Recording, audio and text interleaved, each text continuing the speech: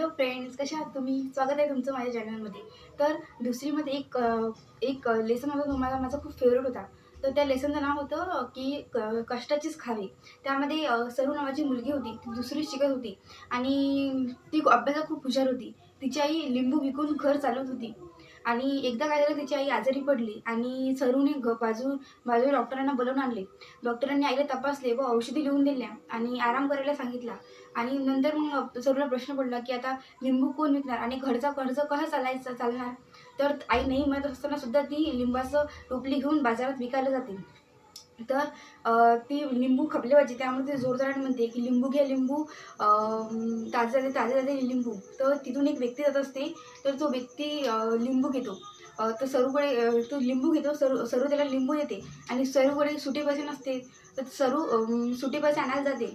तर तेवढ्या सरू परत येईपर्यंत ती व्यक्ती निघून जाते. तर मग सरू घरी गेल्यानंतर आईला सर्व स्टोरी सांगते. तर तिची आई म्हणते की बा, जर नंतर परत ते गृहस्थ दिसले, ते व्यक्ती दिसले, तर त्यांना त्यांचे पैसे परत देशील, कारण की कधीच कोणाचं फुकटचं नाही खायला हवं. तर मग ती तर मग ते दुसऱ्या दिवशी जेव्हा लिंबू विकायला जाते, तर सरूला ती व्यक्ती दिसते आणि ती धावतच त्या व्यक्तीकडे जाते आणि त्यांना ते पैसे हे घे तुमचे उरलेले पैसे. तर ते व्यक्ती म्हणते राहू देवा तू बक्षीस म्हणून. ते म्हणजे नाही म्हणते, माझी आई म्हणते की हमेशा नेहमी कष्टाचीच खावे. ते पैसे त्यांच्या हातात ठेवते आणि जाऊन परत लिंबू विकायला घुसते. खूपच इंटरेस्टिंग आणि खूपच सुंदर स्टोरी होती. आजही मला रिकॉल होते.